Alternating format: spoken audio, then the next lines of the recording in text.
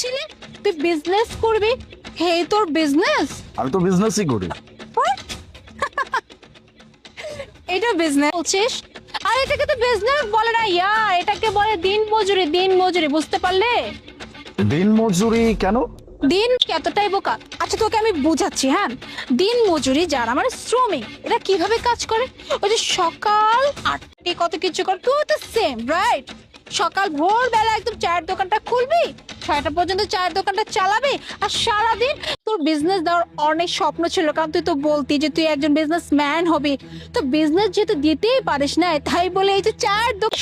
আমি একটা multi national কোম্পানিতে জব করি, and do you know how much I earn per month? 50,000 টাকা। আফসোস তো হবে। আমি আফসোস কেন করতে যাব? আরে আফসোস কেনই বা হবে না ইয়ার? আমি ছিলাম কোথায়? আমি ছিলাম একজন কোনো রকম টেনে টুনে পাস করতাম, আর সেই অ্যাভারেজ স্টুডেন্ট এখন পার মান্থ পাচ্ছে 50,000 টাকা। আর তুই টপার না, মাইন্ড লাগে।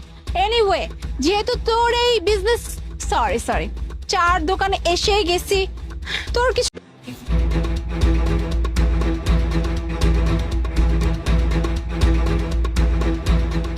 দাঁড়া।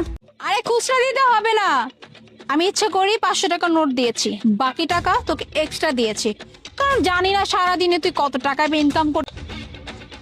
স্যার, আজকে আপনার লেগে যে আমার কি একটা উপকার হয়েছে, আপনার যে আমি কি বলে ধন্যবাদ দিমু তা। আরে না না ম্যাডাম, আপনি কি কইতাছেন? এটা স্যারের দোকানে দিতে যাবো কেন? স্যারে তো আমার এই দোকানে কিছু খাওয়ার জন্য আইছিল। কেমনে পড়ে গেল? আরে তুমি তুমি ওর দিকে খেয়াল রাখবে না? মেডিকেলে এটা ব্যালকনি থেকে নিচে পড়ে গেছে গা। আল্লাহ জানে এখন কি অবস্থা হইব। আর মেডিকেল লয়ে গেছে, আর আমার যাইতে হইব স্যার। কি বলছেন আপনি?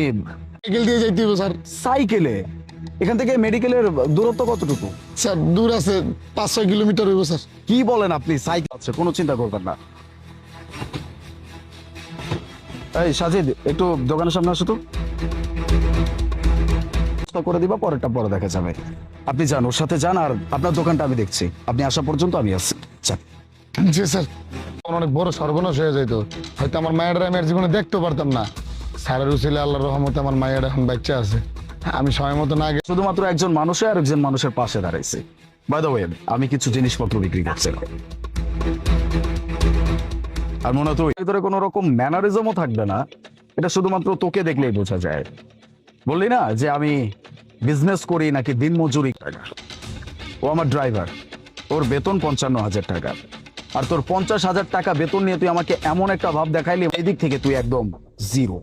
তোর ভেতরে কিচ্ছু নাই, না মনুষ্যত্ববোধ, না বিবেক, না কোনো কিছু। আর কি যেন বললি, মতো নিজের কাজ করতে পারে, কারো গোলামি করে না তোর মতো। অফিসে গিয়ে বলতে হয় না স্যার স্যার এটা করে দিব স্যার, জি স্যার জি স্যার ইয়েস স্যার। তবে বিজনেস, মানুষকে সম্মান দিতে শেখ, নিজেও সম্মান পাবি। চলো। আর তোর ওয়াইফকে আমাদের এলাকার নতুন ম্যাজিস্ট্রেট ম্যাডাম ডেকে পাঠিয়েছে। ম্যাজিস্ট্রেট আমাকে ডাকছে কেন? কিছু হইছে? যেতে পারে। আচ্ছা ম্যাজিস্ট্রেট ম্যাম তোমার ডাকলো কে? আমিও তো বুঝতেছি না, আমি তো চিনিও না ম্যাজিস্ট্রেট। অনেক দরকার নেই, আমার না অনেক ভয় লাগতেছে। না না, কি কয়ে গেল শুনলা না? কিছুক্ষণের মধ্যে যাইতে কইছে, পরে যদি আবার। দেখছো, মেলা বড় অফিস। ম্যাজিস্ট্রেটের অফিস না, সুন্দর তো কিন্তু 1 মিনিটের ভিতরে যাবো, আমি কোনোদিন ভাবতেই পারি নাই। কেন ভাবি? কেন ভাবতে পারেন না? আপা